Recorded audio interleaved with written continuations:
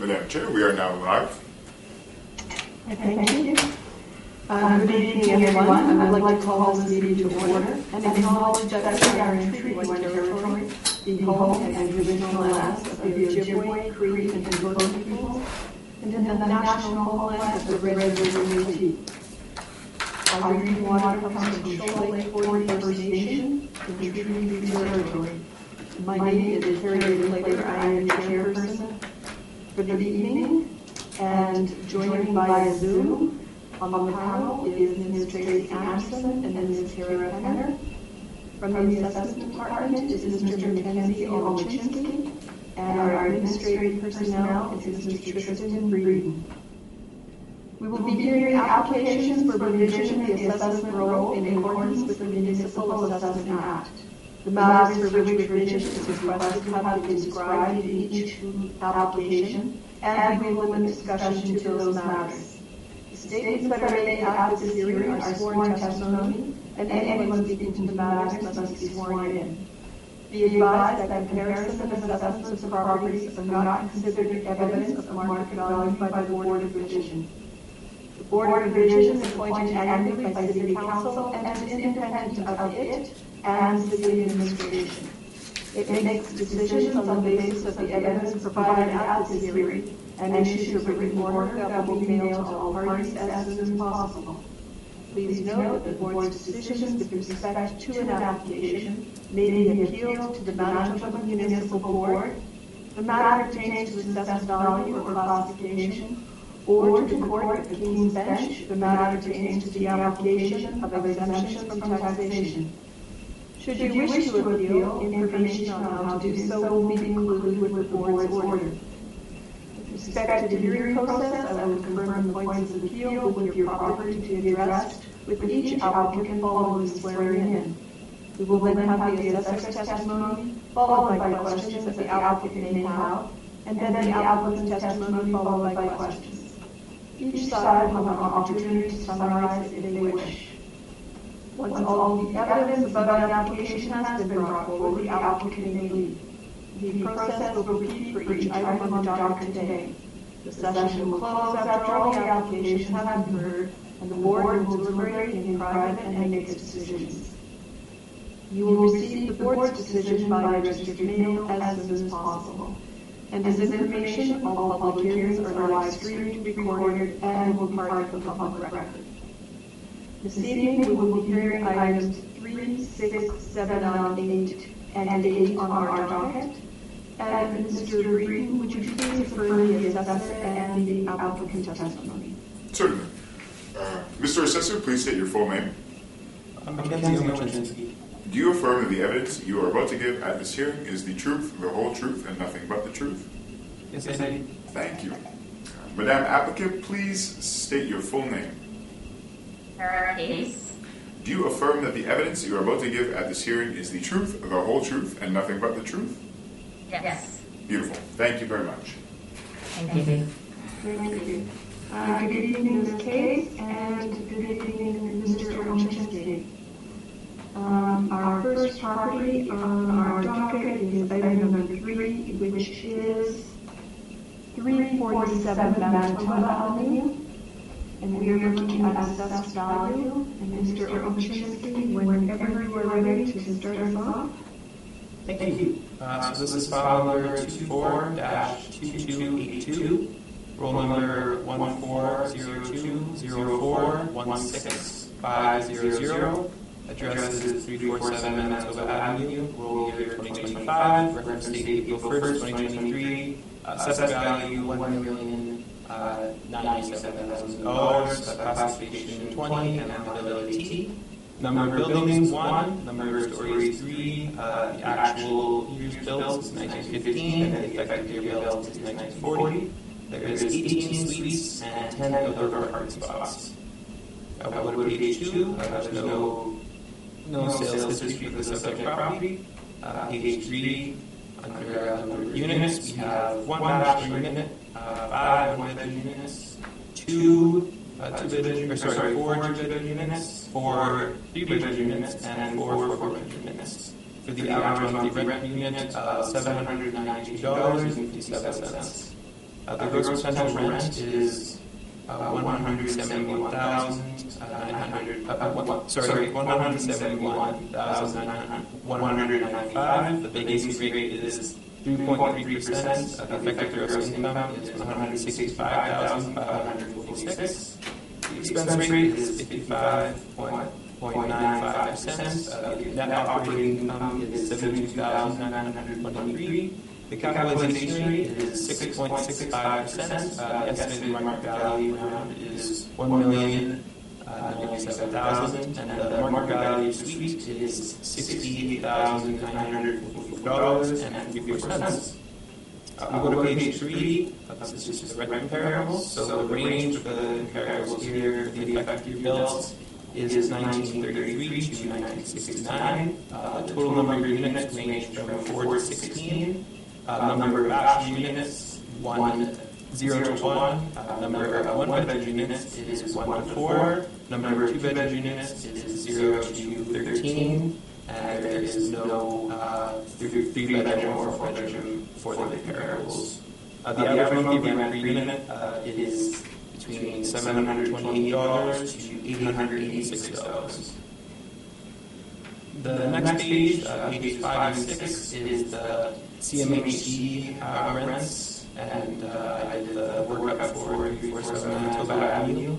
So we have the average for the CMHC zone, the year, and the building unit count for an average of $1,052.50. So that brings us to a market CMHC potential rent of $227,264 compared to a model rent of $171,195. So the percentage of market rents here is around 75.33%. So it's below the potential rent for CMHC. The next page is the capitalization rate information by the city. And then we have the capitalization evidence. So the following is a sample, sorry, some page. The following is an example of actual sales that took place during the reference period.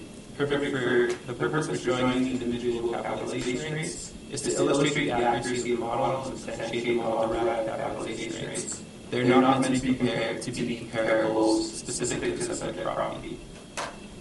We'll go to page 9, which is the Municipal Assessment Act excerpts.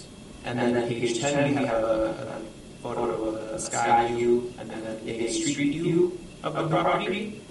And then on page 11 and 12 is the INE, or the multifamily questionnaire. And then I would just go to on page 12 just to show the MHRC subsidy, so on line 3 of the revenues, just to show that it's a subsidized property.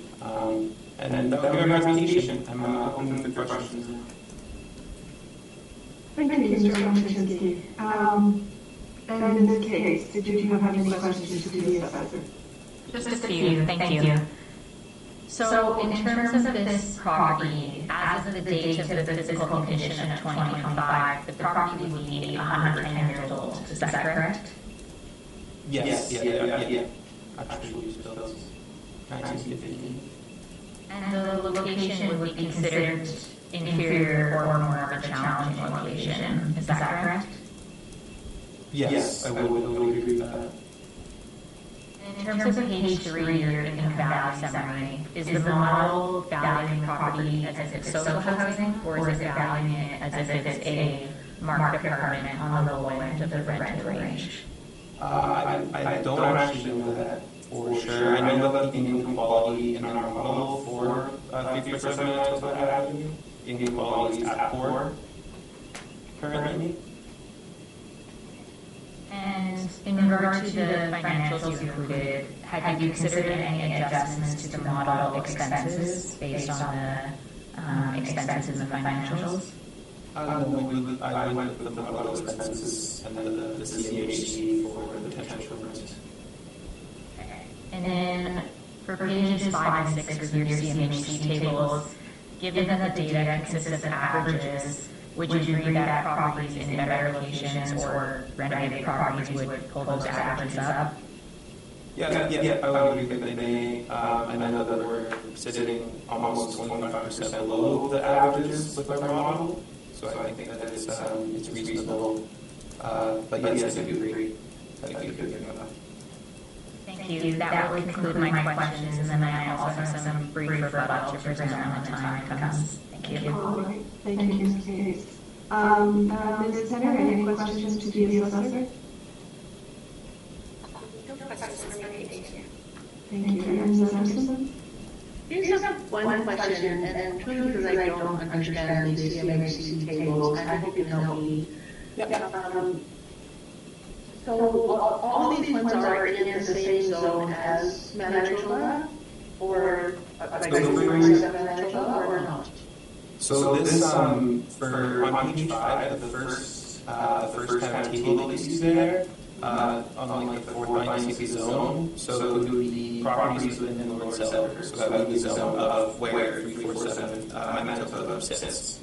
Okay, so included in these averages would not be a higher quality neighborhood, it would just be the area around 347 Manitoba. Right. Yes.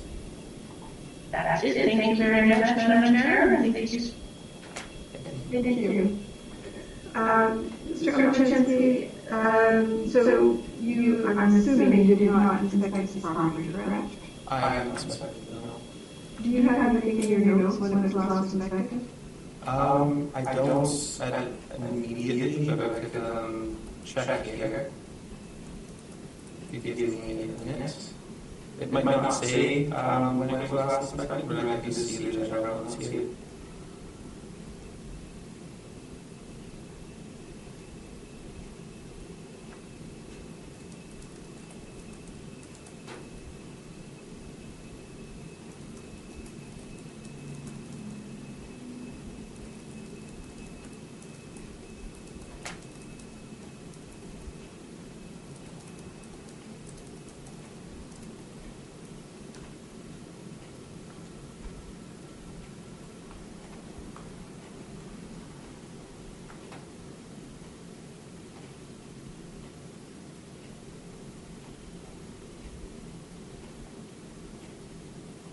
Yeah, I'm sorry. I don't see when it would have been last inspected, just from what I'm seeing. All right. That's fine. Thank you. I'm just wondering, do you have any notes at all on the condition of the property, as it does have an effective age of 1940? Right. Yeah, I did look and I didn't see that there was any permits for work that were taken out, so this might have been something that was completed. Okay. Maybe years ago. I don't know for certain. Okay. And this is model driven, correct? Yes. Okay, and so you yourself didn't make any changes? No, I have not changes. All right. Does the model give any consideration to the fact that this is a Winnipeg housing property?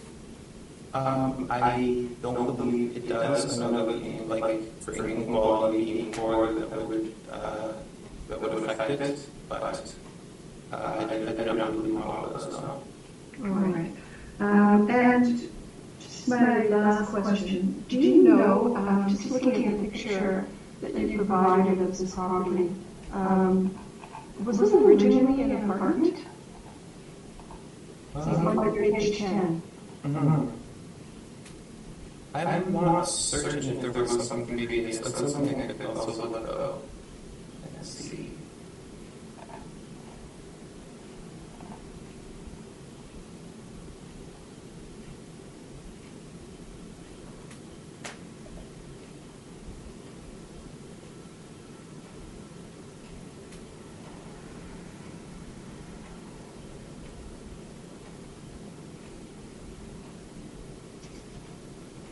I think here that I'm seeing that would indicate that it was.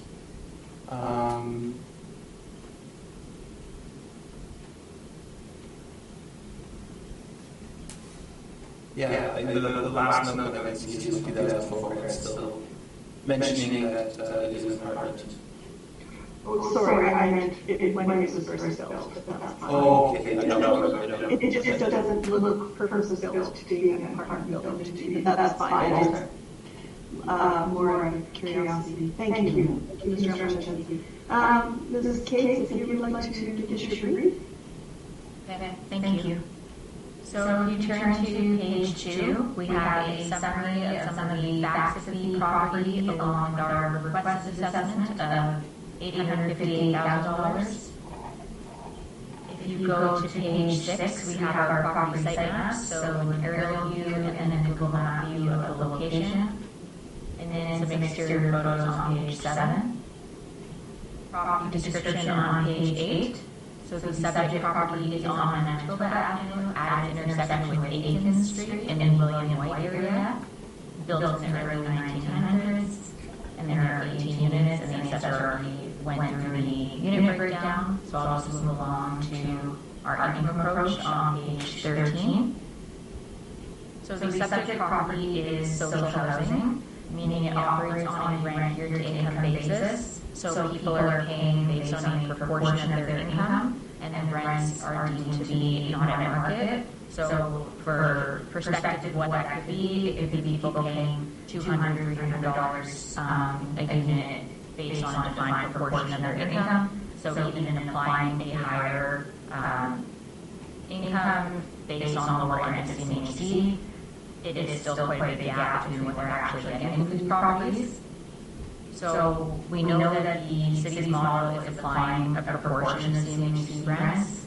So for this analysis, we're not disputing the rents in place of $171,195 or $793 per unit per month. And additionally, the properties don't tend to have market level vacancy, so we have applied a market vacancy rate of 3.3%.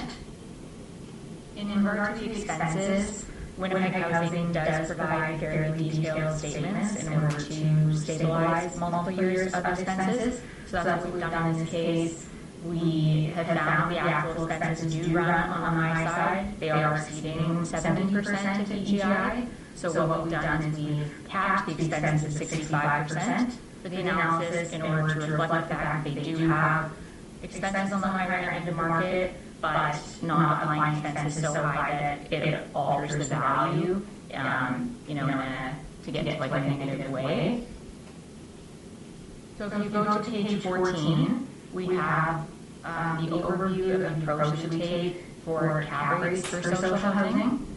So on pages 14 and 15, what it discusses is that since these properties aren't regularly transacting and we can't really make cap rates based on those sales, the best way to do it would be to take market cap rates and then make adjustments upward based on the risk factors. So the risk factors can be broken into 4 broad categories, which would be low cost or low quality construction, advanced age, declining neighborhood, and low income tenancy. So if you go to page 16, we have a more detailed discussion on low income tenancy, but to summarize, it's really referring to the link that it has with deferred maintenance, since these properties don't earn enough to cover their operating expenses. They rely on funding, but what ends up happening is they don't have enough money to then cover those more preventative items. So issues will build up over time, the severity of those issues build up, and a lot of social housing properties that we see will have hundreds of thousands or potentially even millions of dollars for some of the larger properties in deferred maintenance. So if you go to page 18, we have the cap rate that we're using for this subject property.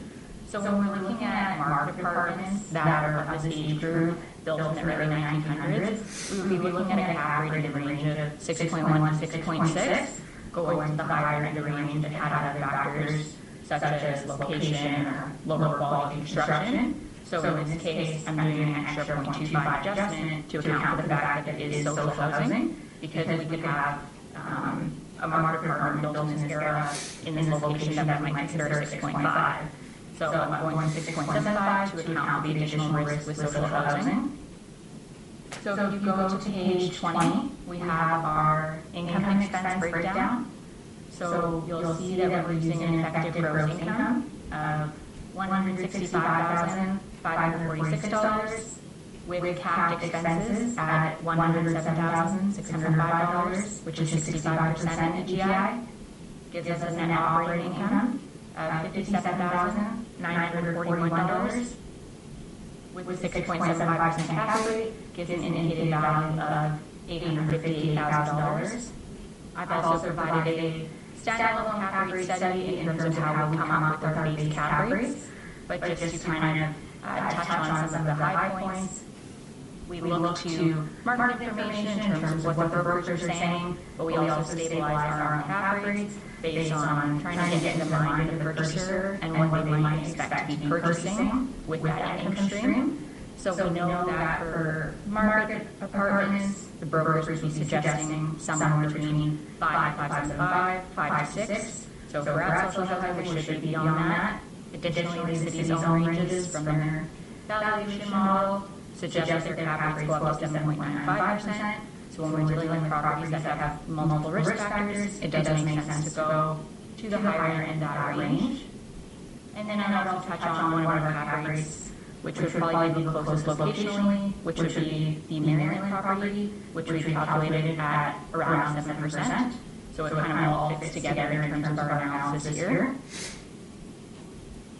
So our appendix would then start on page 23, and then I just included the valuation as well as the financials that we looked at.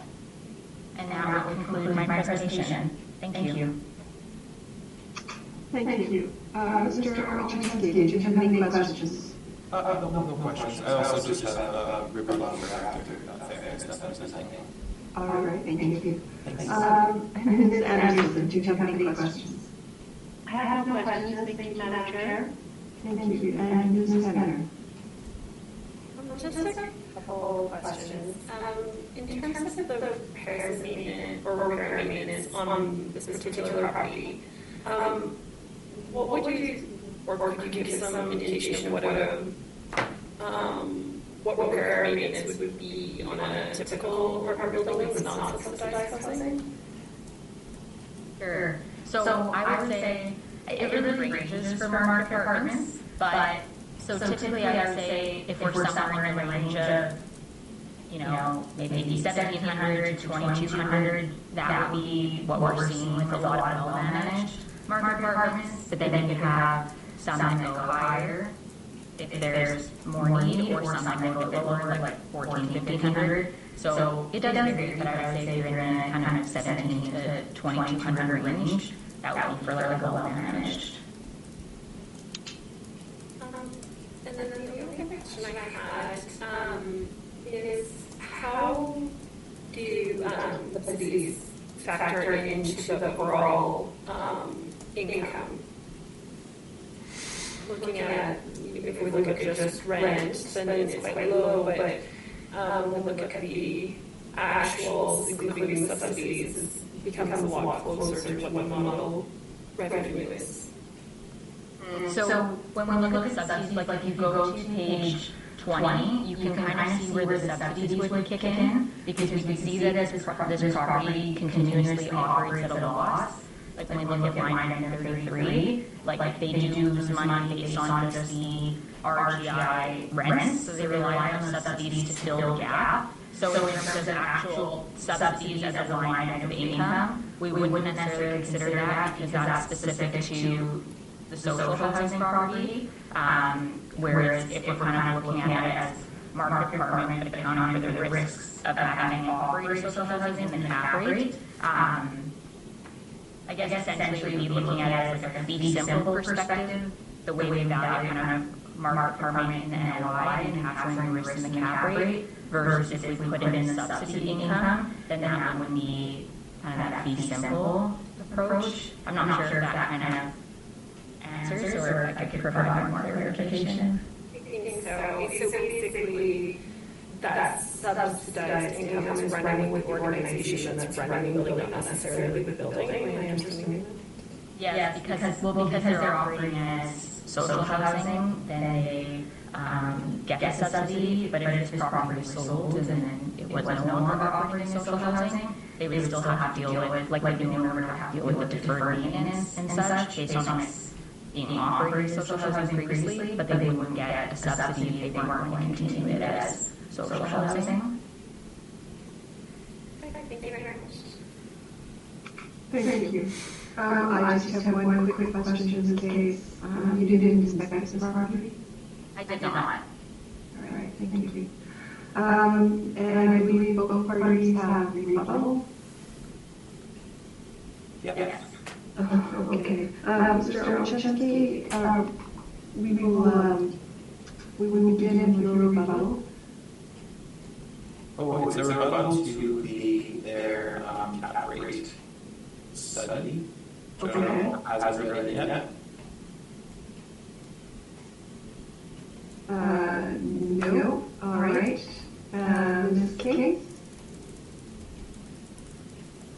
You want me? Yeah, I'll have rebuttal on cap rates. I did briefly go over the cap rate study though, so I have no issues if Mr. Olszewski wants to do his rebuttal on cap rates. It was submitted evidence.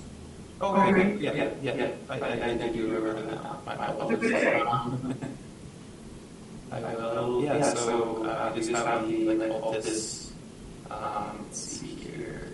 I didn't get a copy emailed of Mr. Olszewski's rebuttal. It is on its way. It should be in your Yeah. Oh, inbox. perfect. Yeah. That's just what I'm looking for also.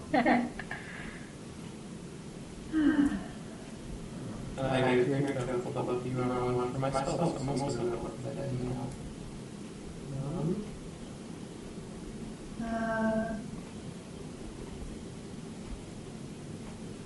I do not have the assessor's rebuttal. I do not either.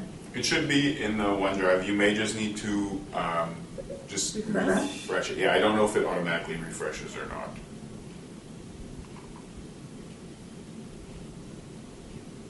Oh. Now I'm looking at this. And I believe I made a mistake.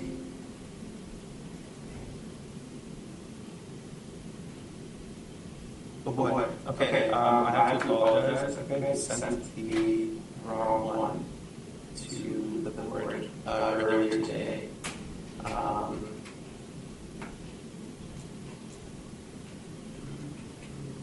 Am I able to, I'm sorry, I'm still speaking to the Board of Revision hearings. Am I able to send the one that I was supposed to? I think I accidentally forwarded the Altus one.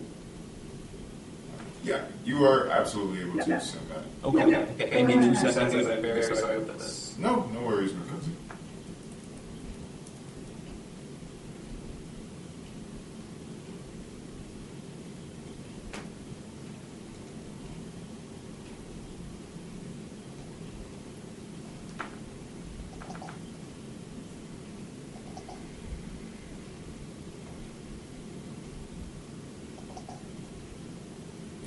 Madam Chair, if I may, while we figure this out, would I be able to take a 10-minute recess? Of course. Beautiful. Okay, I will toss us in recess. Once.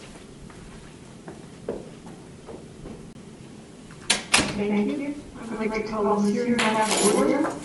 I believe we are now going to be looking at rebuttal.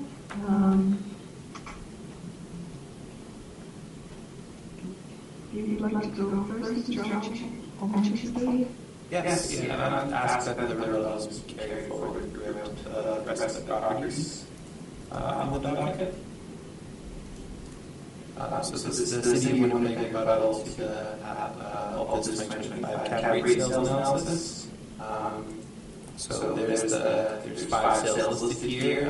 This is on page 1 from sales 1 to 3. We have 1 year of income expense information sufficient to calculate a stabilized net operating income.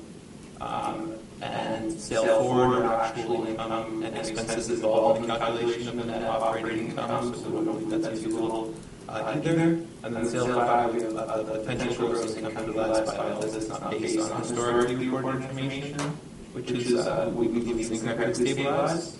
And then we have page 2, so that's just showing their work up for the 1 year of income and expense information is insufficient to determine the cap. And then on page 4, this is 677 Marion Street. So this is the property that was spoken on before, about 7.1 cap, and we just don't believe that 1 year of income and expense information would be sufficient for determining that cap, or the cap rate there. Page 6, same thing, and then go to page 9, you'll see that there's no data on there for their stabilization for 100 Grand Street. And then for page 10, it's 2390 Phillip Street. Altus calculation of rents are inconsistent with the rents reported in the prior year. And then we have on page 11, the city of Winnipeg stabilization for 2390 McPhillip Street, which brings us to a cap rate of 4.71%. And that would be my rebuttal. I'm open for questions. Thank you. Mrs. Hayes, any questions? Just a couple, thank you. So in terms of when you note sale 1 to 3 unusable based on 1 year of data, would that be the assessment department's opinion that it's unusable rather than from appraisal theory or IWO standards that would be unusable? This would be the assessment department's opinion. Okay. And then in regard to the sale at 100 Maryland, where you also note unusable, would the actual parameters used not be quite similar to how the city assesses new properties in terms of looking to CMHC for rents, vacancy, expense ratios, stuff like that? Yeah, I'm not sure the city would use this property for cap rate calculation evidence just because of the lack of information. In terms of the question of would they not assess, because in theory the way you do cap rates is similar to the valuation, methodology used for assessment or other valuation. So would that not be similar to how the city assesses new properties where they have no data? We would look to the model for new properties if we don't have data on previous use. Model will be based on CMHC, correct? Guided by market. I don't know for certain. Okay. That's all there. That would conclude my questions on the rebuttal. Thank you. All right, thank you. Ms. Anderson, did you have any questions? No questions, thank you. And Ms. Evan, any questions? I have no questions for me, thank you. Thank you. I also have no questions. Ms. Case, if you would like to proceed your rebuttal. Okay, thank you. So I'll jump into page 4 of the rebuttal. So we start by some discussion on some of the lower cap rate sales, 727 Sargent and 241 Young. When we see cap rates that are below the GIC rates, 3.46%, 4.21%, we don't really see that for apartments in Winnipeg. So that would typically point to the idea that the purchaser was purchasing a different income stream and not the one in place, because we wouldn't really see cap rates that low for apartments in this market.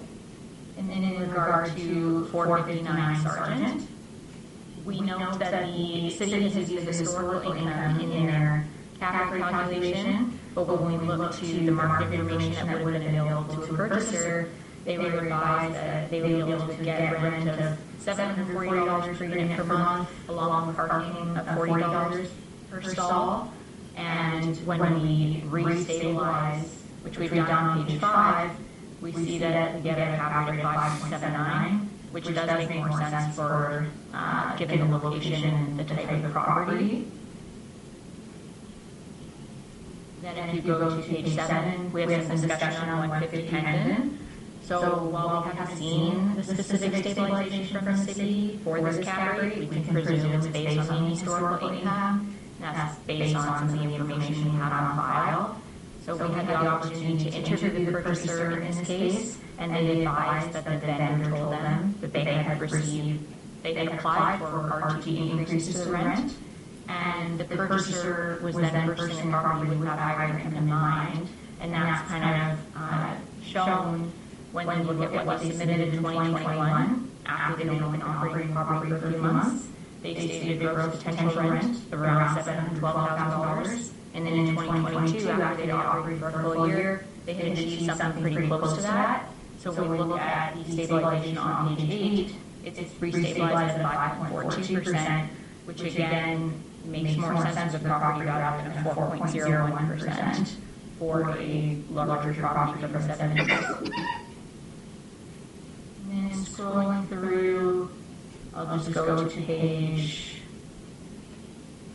22. So 677 Maryland, that's a property that both the city and Altus use, but the city is using the older sale from 2020. We feel that using the more current sale, which sold right before the reference date, would be much more accurate. And then we also have some discussion on 700 St. Mary's and 32 Arlington, which are some of the city's older cap rates. The idea being that they were purchased with the intent to renovate for cap rate study. And that will conclude my rebuttal presentation. Thank you. Thank you. Any questions, Mr. Chesney? I have no questions. Thank you. Thank you. And Ms. Henner, any questions? No questions for me, thank you. Thank you. And Ms. Anderson? No questions for me, thank you. Thank you. And I also have no questions. And thank you both for your rebuttals. That concludes 347 Manitoba Avenue. We will now move on to item number 4, which is 820 McGregor Street. And Mr. Omachensky, I understand you've got a recommendation on this property? Yes, I do. Okay, and again, you're looking at assessed value. If you would like to begin when you're ready. Yeah, thank you. This is file number 24-3337, roll number 11020541000. The address is 820 McGregor Street, Rolling 2025, reference date April 1st, 2023, assessed value $1,488,000, classification 20, liability T. There's one building, 2 stories, 1958 is the actual effective year built, 15 suites, and 12 other parking spots. My recommendation is based on calculations on page 4, using stabilized NOI of $80,250 and adjusting cap rate from 5.0% to 5.5% for an assessed value of $1,459,000 rounded. And then just, sorry. Well, I was just going to start off there. Thank you. Ms. Case, are you willing to accept the assessment's recommendation at $1,459,000? We're still too far apart, so I'd like to proceed. Yeah, that's fine. Thank you. Mr. Chesney, if you'd like to continue your brief, thank you. Yeah, thank you. So, I'll go past page 2 here on page 3. I'll just do the unit breakdown on this page. So we have 1 bachelor unit, 7 1-bedroom units, 6 2-bedroom, and 1 3-bedroom for a total of 50 units.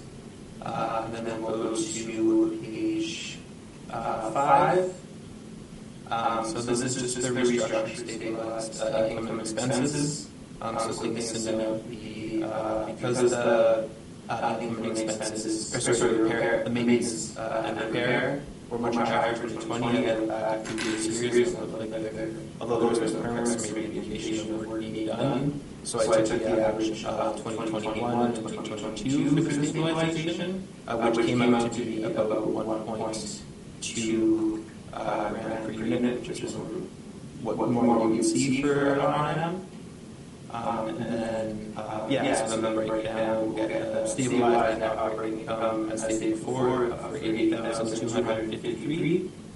And then you have the model, the capitalization rate of 5.5% for the estimated property value of $1,459,148 with the suite market value per suite of $97,276.55. And we will go back to page 4 just for the comparables here. So the range of the effective year built between 1959 to 1971. The total number of units range from 11 to 40. Number of bachelor would be 0 to 1. A number of one bedroom would be 5 to 35. A number 2 would be 4 to 6. And then there is no 3 bedrooms for the comparison here. Then the average monthly rent unit would be $803 to $1,062. We'll go to page 6, capitalization rates, and then the capitalization evidence, which was previously. Municipal acts excerpts on 8, and then on 9 you have the sky photo, the street photo of the property, and then the property income expense question for the year 2022 for pages 9 and 10, and that would be my presentation. Thank you for listening. Thank you. Questions, Ms. Hayes? Yes, thank you. So, in regards to your stabilization on page 5, if the R&M is a bit sporadic, where you have some high years and some low years, would it not make more sense to settle somewhere in the middle rather than kind of just going to the 2 lowest years when the 3 years prior were all consistently higher? If we were to settle maybe possibly a bit higher, then I decided to go with the average because we brought those values into it, and then you're looking at likely over $2,000 per unit for maybe R&M, which is not, it's very high for apartments. And when you say 1,200 would be normal, see, that seems low. So what would you say that's based on? The 1,200 seems normal. I would say it's more reasonable. I can't really speak what the absolute normal would be for 1950-year built apartments. That would conclude my questions. Thank you. Thank you. Ms. Anderson, any questions? I have no questions, thank you. And then Ms. Banner, any questions? No questions from me, thank you. Thank you. Again, Mr. Olszewski, I'm assuming you did not have a chance to inspect this property? I do not know. Okay. Do you have anything in your notes as to the quality of this property, given that it's has an effective age of 1958?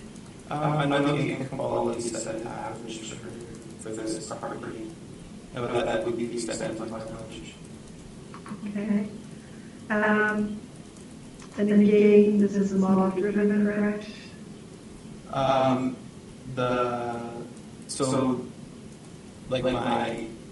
My recommended value would be yeah.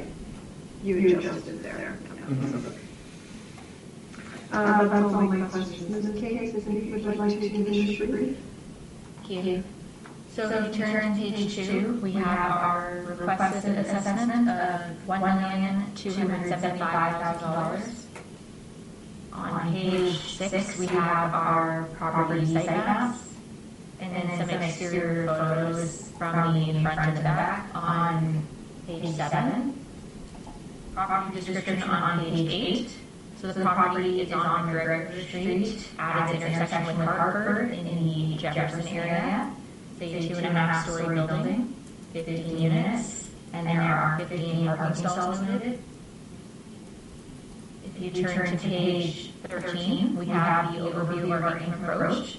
So we are applying potential market gross rents of $165,973 or $922 per unit per month, based on the actual stabilized income achieved. We are applying a market vacancy of 3%. And for the expenses, we've done a 3-year stabilization, along with 5-year stabilization under recurring maintenance, and we get an expense allowance of $89,703 or 55% of effective gross income. On page 14, we have our cap rate. So we are just using the cap rate. We're using a 5.75% cap rate based on our cap rate study. The property is built in the late 50s. We know that it's masonry construction, no amenities, which would have been standard, and we're considering the condition somewhere in the range of average. So we've not made any further adjustments to cap rate. If If you go to page 16, we have our income and expense breakdown. So we stabilize the income based on the most recent year, which you can see when adding for other forms of income. We get an effective gross income of $162,997.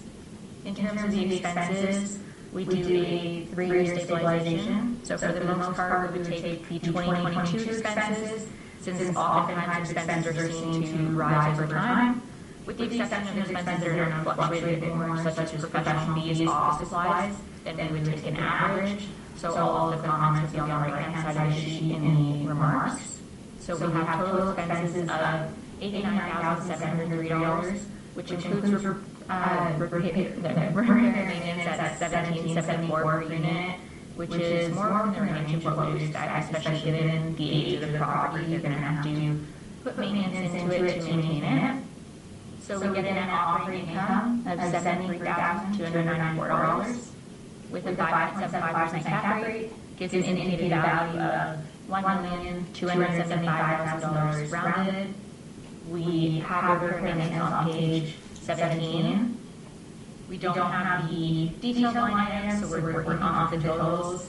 I have removed the ones that are over $3,000 a unit, because that would indicate likely that there's some capital in there. But in terms of, you can see that if it's sporadic, 21 and 22 would be low years, 2018 would be a higher year. So when we take an average, we end up somewhere more within a reasonable amount. I don't believe $1,000 or $1,200 would be sufficient to capture what we're actually putting into the property to maintain it. And then we have an appendix starting on page 19, and we've included the city valuation and the financials that we looked at with the property. And that would conclude my presentation. Thank you. Thank you. Any questions, Mr. Rochinski?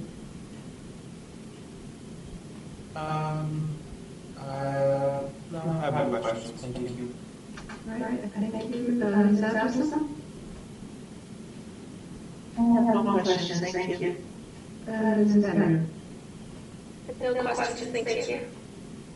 Okay. Just one quick question. Ms. Katie, did you inspect this property? Did not. Do you have any information at all in regards to the condition, any pictures or anything of that nature? No, I didn't have any pictures, so just for the purpose of the analysis, I was just considering the condition of probably somewhere in the range of average, maybe average to good. So not doing any type of condition adjustment, just because we don't have specific photos. When I look at the exteriors, it does look well maintained, from what I can tell. All right, thank you. Does either party have a wish for explanation? I can briefly summarize here. I would just point to the market value receipts from my stabilized workup being $97,276.55. Pretty reasonable for this property. That would be 80% of my estimation. Thank you. All right, thank you. Ms. Case? No submission. Thank you. All right, thank you. Thank you both. We will move on to item 7 then, which is 2229 McCray Avenue. And I believe we have a non-co-op issue with this property, correct? Yes. Mr. Rosinsky? So, sorry, I'm just moving to this.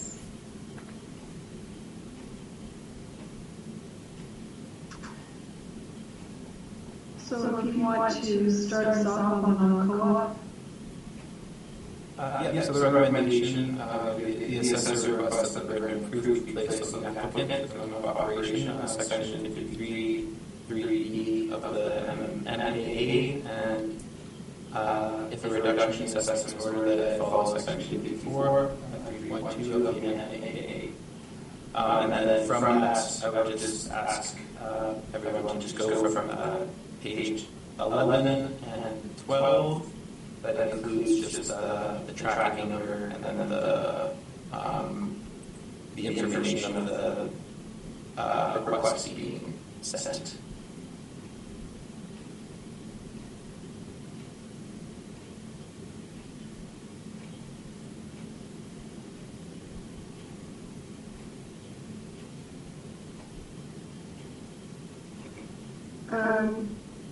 Ms. Anderson, do you have any questions in regards to this?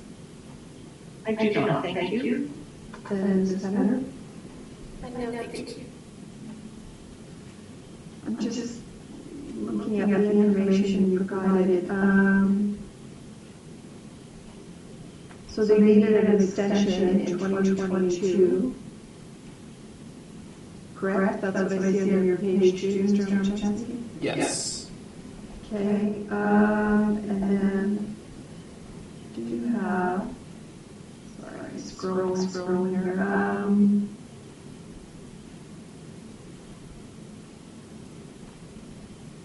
So you don't have a copy of the letter that you sent to them? Not included, just the... Okay, just because that usually has the address on it. Oh, okay. Let me see here.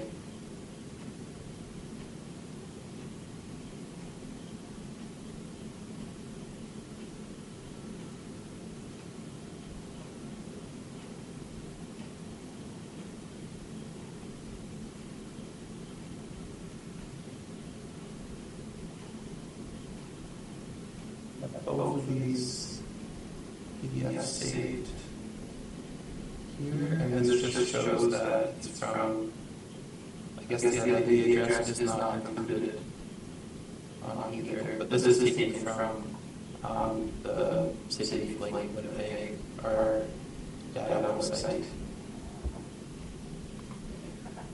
All right. We will just take a short recess, and the panel will decide what to do about this item. Mr. Breeden, maybe? To put us in recess, yes. Thank you. Of Can course. I make a comment before we go into recess? Of course, Ms. Kate, I'm sorry. No, it's all good. So our position is that the assessor hasn't fully shown what's been sent or where it's been sent. We don't feel the burden of proof should be switched in this case due to insufficient information provided in the brief. I'll just leave it at that. Thank you. Thank you. Thank you.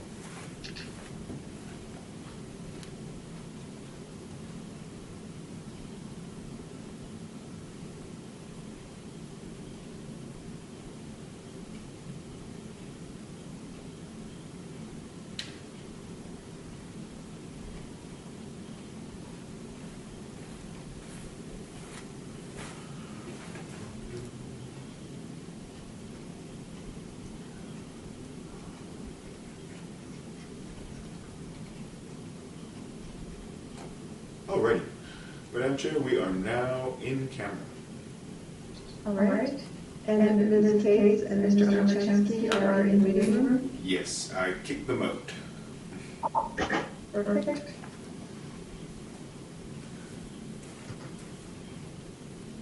Can I ask you a question on procedure?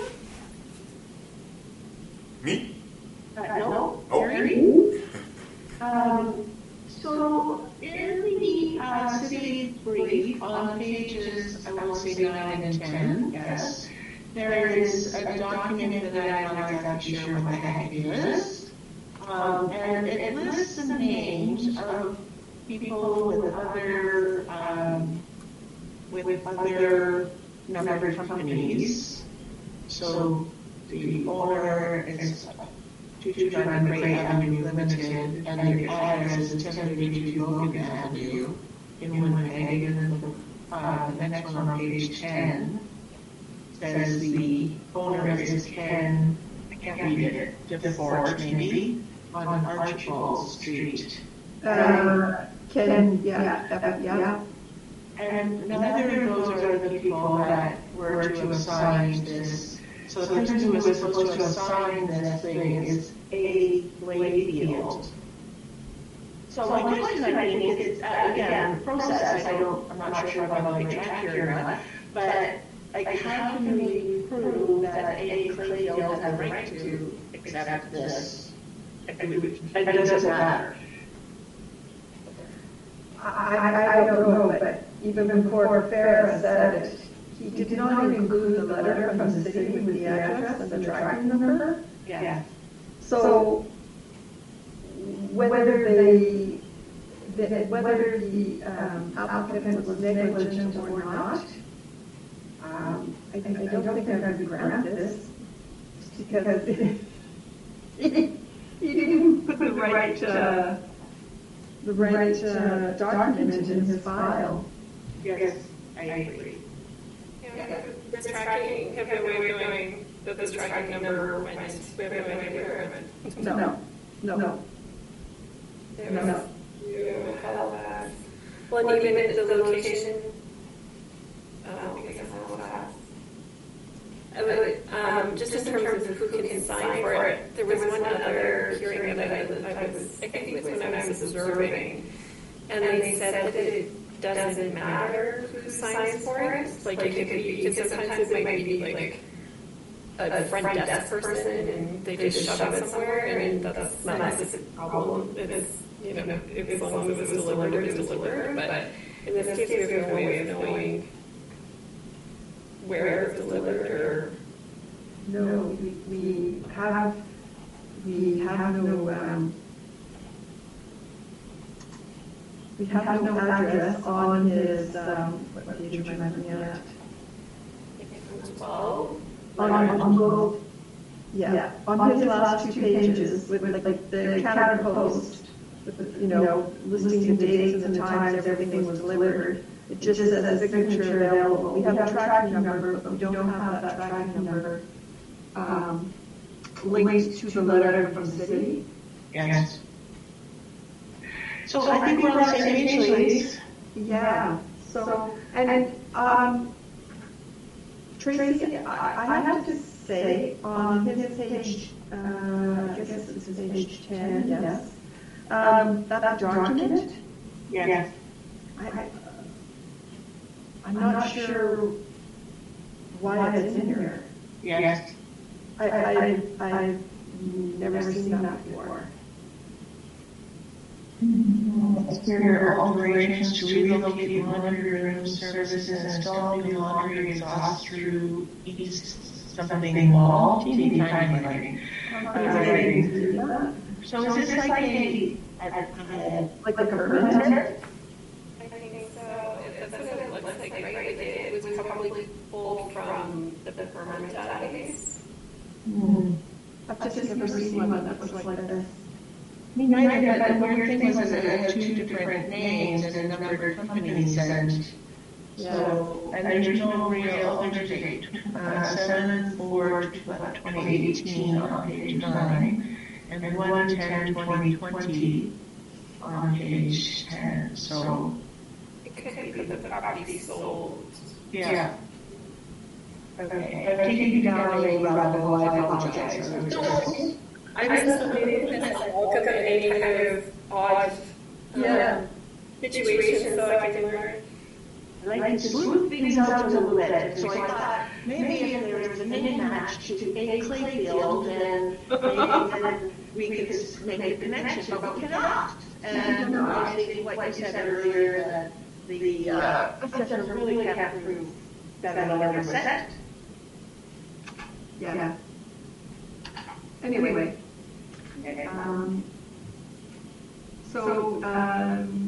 Tristan? Yes.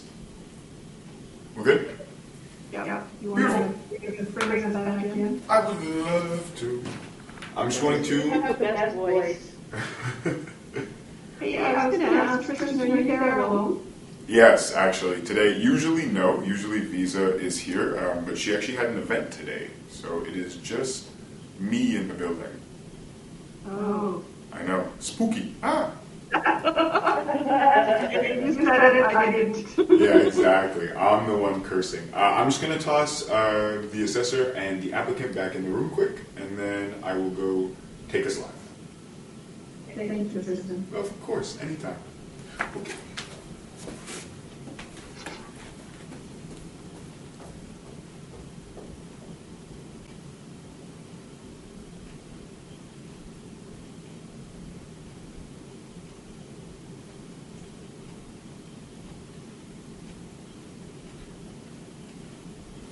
Madam Chair, we are now live. Thank you. I would like to call this hearing back to order.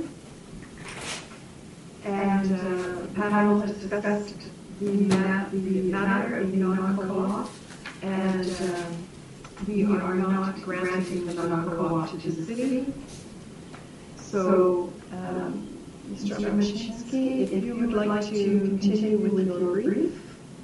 Yeah, for sure. This is file number 24-2546, roll number 140420840000. Address is 229 Cray Avenue. There is one building, 3 stories. The actual and effective year built is 1914. The number of suites 29, and there's 5 outdoor park spots. We'll go to page 3. This is the income value summary. So the number of units, we have 51 bedroom units and 14 bedroom units for a total of 29 units. The average monthly rent per unit is $760.24. The gross potential rent is $264,564. Vacancy rate is 3.3%. The effective gross income is $255,833. The expense rate is 48.86%. Net operating income $130,833. The capitalization rate is 6.65%. The estimated market value now is $1,967,000. And then we have market value suite at $67,827.59. Next page, we have our rent comparables. This ranges from, for the effective year built, 1933 to 1969. The total number of units range from 4 to 22. Number of bachelor units, 0 to 1. Number of 1 bedroom, 1 to 10. Number of 2 bedroom, 2 to 13. And then we have the average monthly rent per unit ranging from $728 to $886. Page 5 is the capitalization rates, and page 6, the evidence. 7 is the municipal assessment excerpts, and then we have 8, which is a photo of the sky photo, and then we have a street photo, and then we have on page 9. This was a permit issued in 2018 for interior and exterior alterations. And the alterations include replacement of exterior windows, upgrades to finishes and millwork, upgraded electrical and plumbing as well. And this would be declared construction costs of $1,348,126. Then on page 10, we just have an additional permit for another interior and exterior alterations to relocate a laundry room. Laundry services, install new laundry, exhaust through exterior wall, that would be valued at $14,000. And then that would be my presentation. Thank you for listening and open for questions. Thank you. Okay, any questions? Questions. Thank you. Thank you. And Ms. Senator, any questions? Just, I guess, one small question. So I noticed the effective age and the actual age was the same. So this work that wasn't sufficient to make an adjustment to that. I wouldn't know. From the photos that I've seen from the applicant's brief, it looks like that there should be an adjusted age, in my opinion. But we do not have one currently applied. Thank you. Thank you. Ms. Anderson, any questions? I have no questions, thank you. Thank you. Just a couple. Do you think 5 outdoor parking spaces for, 29 suites would be cause cause of concern? I would know if it would be cause of concern. If we're looking at just the area that it's in, it looks like from the photo that there is possibly street parking available, but I wouldn't know for certain. Okay. But if you're renting an apartment, isn't, parking near your building or on the same site as your building, that's the most desirable, correct? Yeah, that would make it. Right. And do you have anything in your notes just in regards to the condition of this building, because it does have a effective age of 1914? Nothing that I had come across, other than the permits for the around 1.3 billion for interior alterations. All right. Thank you. That's all my questions. And Ms. Cates, if you'd like to give us your presentation. Thank you. So if you turn to page 2, we have our requested assessment of $1,612,000. On page 6, we have some site maps.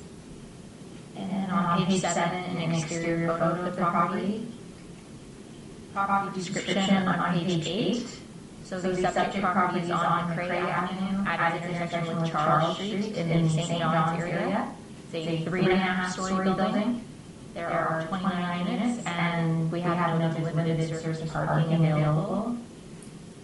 If you turn to page 13, we have our income approach.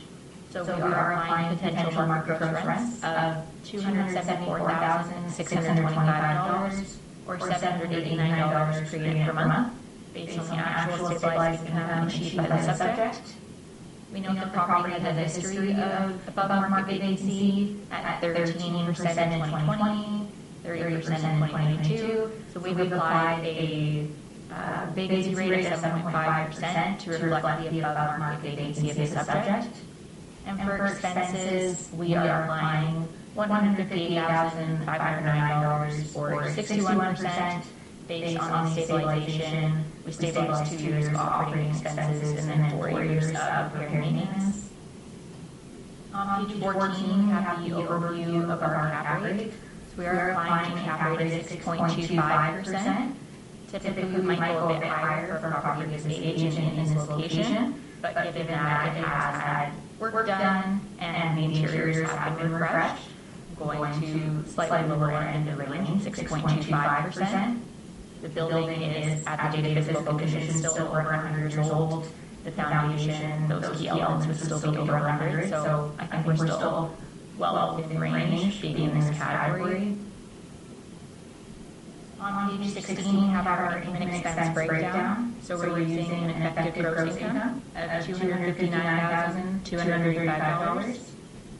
We have total expenses of $158,509. Which includes stabilized repair and maintenance of $1,170 per unit, which would be on the low end, but that is what they're showing the property. We have a net operating income of $100,726 with a 6.25% cap rate, gives an indicated value rounded of $1,612,000. Repair and maintenance on page 17. And then we have an appendix on page 19, so I've included some marketing photos. So this would be like the best unit of the property, and then the financials that we looked at. And that would conclude my presentation. Thank you. Thank you. Mr. Winchester, any questions? What would be the more average like stabilized R&M that you would see for a property from 1914, if this is seen as low?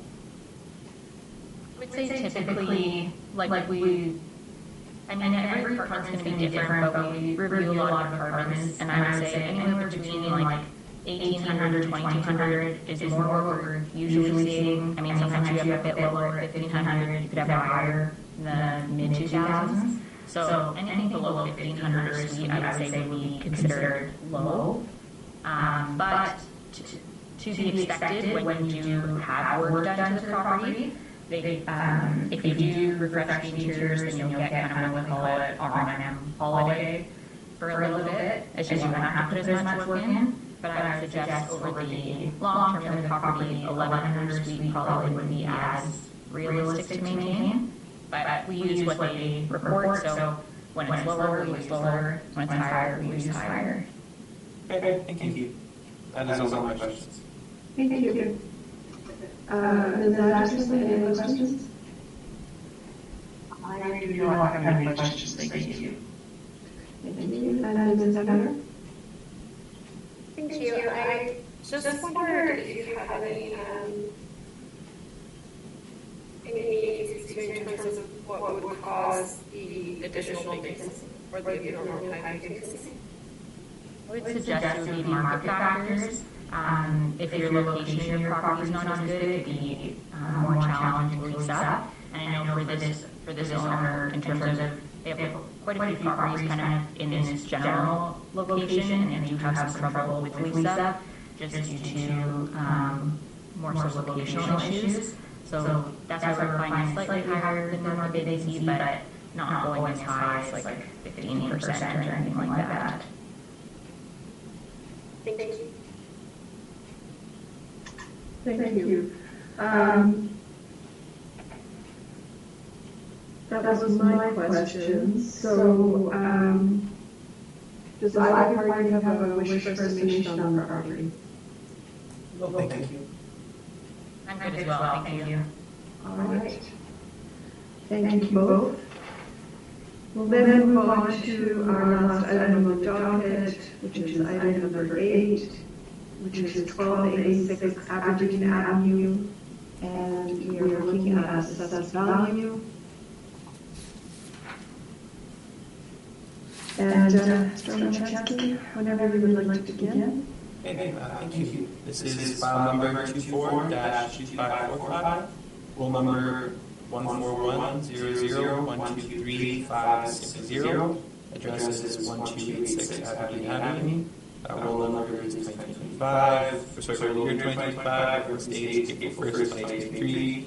The assessed value is $1,743,000. Classification 40, liability S. There's one building with 2 stories. The actual year build is 1965. The effective year build is 1974. There is 20 suites with 6 covered parking spots.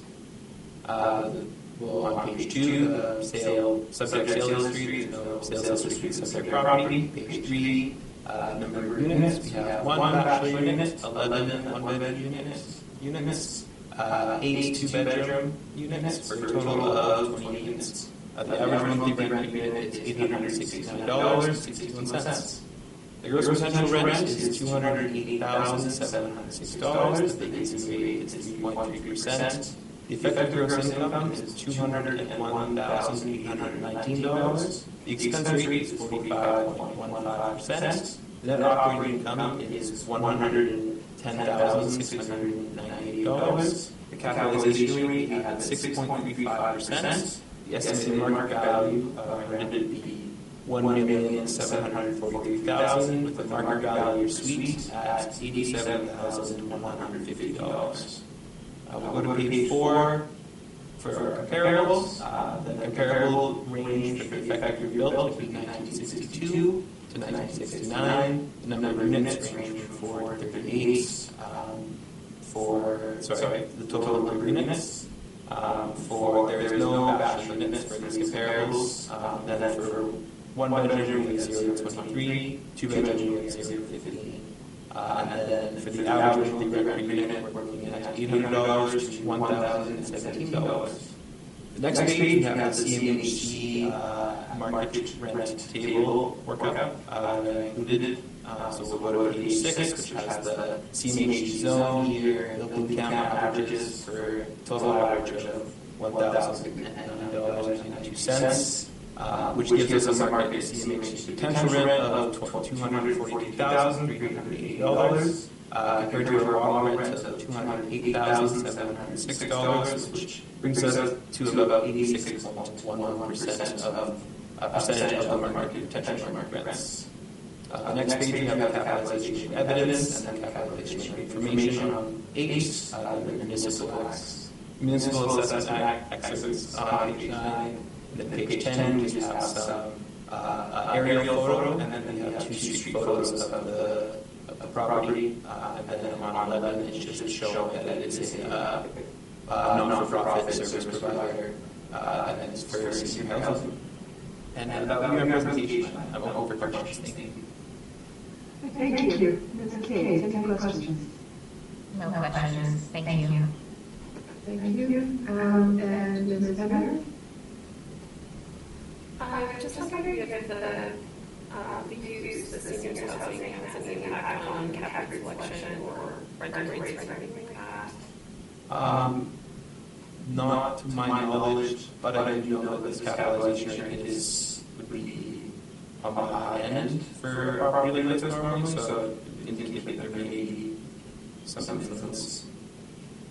Thank you. Thank you. Ms. Anderson? Sorry, no, I think that answers my question, actually. Thank you. Thank you. So, Mr. Orchinsky, I'm just looking at page 8 of your cap rates. Yes. So this is going to be categorized as multifamily, I'm assuming? Yes, it would. All right, so your 80th percentile is sitting at 5.45. Mm-hmm. And cap rate, and now this is the model that's chosen this cap rate, correct? So this is the model cap rate. It may indicate that it is on the high end, but yeah, this is the model for capitalization rate.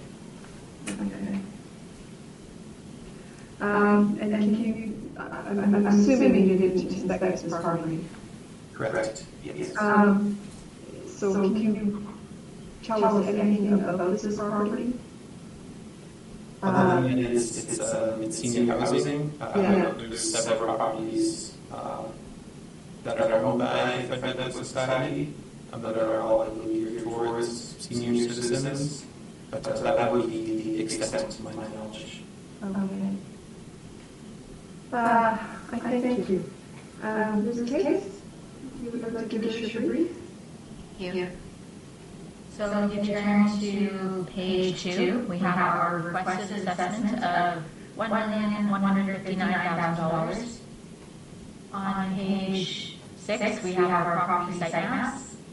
So you can see from the map that all the properties are connected in this large property. To the left would be the care home. And then we have some exterior photos on page 7. Property description on page 8. So the subject property is on the south side of Aberdeen, between Chauncey Street and Fife in the Chauncey Park area. It's a 2-story building, built in the mid-60s. There are 18 units. And I note that the suites are quite small. We have a noted that bachelors would be around 305 square feet. One bedrooms would be between 330 and 375, and 2 bedrooms between 460 and 595. And there is some parking. If you go to page 13, we have the overview of our income approach. So again, this property is going to operate on subsidized rents, knowing that the city's model goes from a proportion of CMHC rents. We're not disputing those rents. That would be $208,706 or $870 per unit per month. Same with vacancy. We've consulted CMHC and we're applying 3.3%. We've taken a look at the expenses of the property and we've applied an expense allowance of $129,374 or 64.1% based on a stabilization, 3 years of operating expenses, and 4 years of maintenance. Again, we have some discussions on the cap rates, starting on page 14. I won't repeat all of it, but essentially the main points would be that when we're looking at these social housing properties, kind of previous orders suggest that even with lower end rents, higher expenses, the cap rate premium may still be warranted. On page 18, we have the cap rate subject. So we are applying a cap rate of 6.25%. We've adjusted upwards from our base cap rate based on the fact that it is social housing with low income tenancy. Suites are small, as well considering the location. On page 20, we have our income and expense breakdown. So we have an effective gross income of $201,819.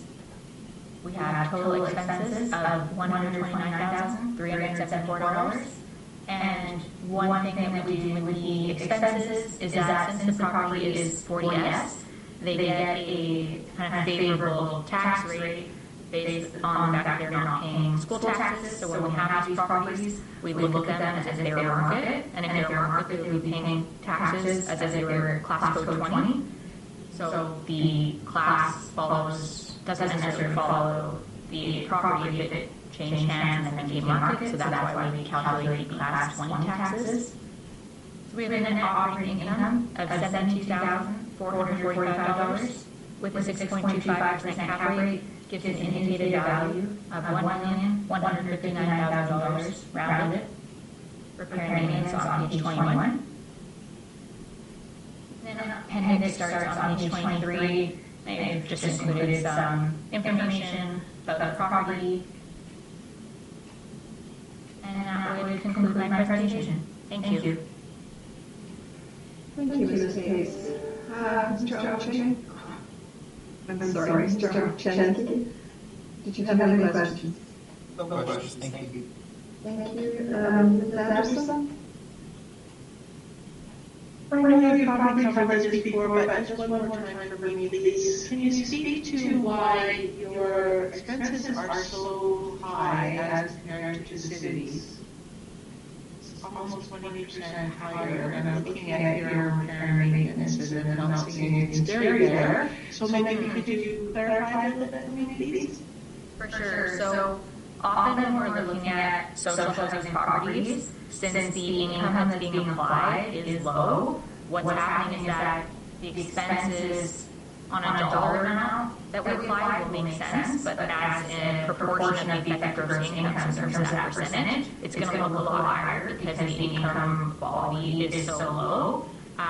So we do still go through stabilized expenses, take out expenses that seem too high, we'll remove outliers that way, but typically it's just that the proportion maybe looks different, but the actual dollar amount in terms of how much they're putting toward, insurance, taxes, things like that, it is kind of all in line. And we do typically see social housing properties have higher expenses, like typically they will be in the high 50s at least, low 60s, and we will cap those at 65 for the sake of the analysis. So that seems to be why the expenses are high. There's this idea with social housing properties that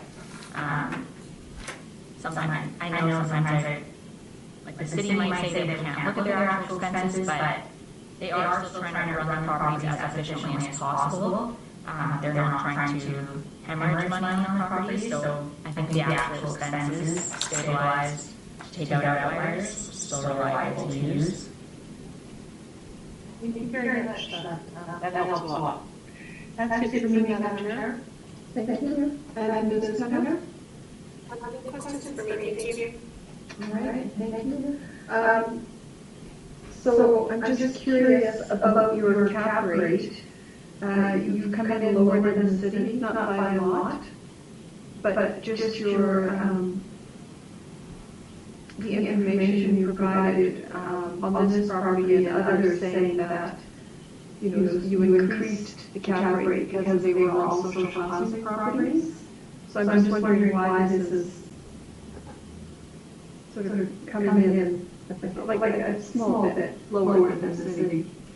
Yeah, that's a fair question. So essentially, when we're doing our evaluations, like we'll put the city information there as a reference point with what we're doing, but we're doing all our evaluations independently. So when we looked at the first social housing property, it was a lot older than this property. It was built in the early 1900s. This one's newer, built in the mid-60s, has an effective of 1975. As well, I would note too that typically when we're looking at seniors properties, they tend to take a little bit less wear and tear than some other social housing. So we do site specific for all of them, so some of them come in a bit higher, some of them a bit lower. All right. You also mentioned when you were giving your brief that the suites are so small. Are they abnormally small? I would say so, like typically for seniors properties, they are to be on the small end, but when we compare social housing with market end, we're looking at suites that are bachelors at like 300, one bedrooms 45. I would say they're abnormally small, even for seniors when we compare to what might be available in the market. Right. Okay. I thank you in this case. Does either party have a wish for summation? No, thank you. Good as well, thank you. All right. Well, I believe all the items on our docket have been heard this evening, items 3, 4, 7, and 8. And this hearing is now adjourned. But I would like to thank you, Mr. Olszewski, and in this case, for your briefs and your time this evening. Thank you. Thank you. Have a good night, everybody. Thank you, guys. Good. Thank you.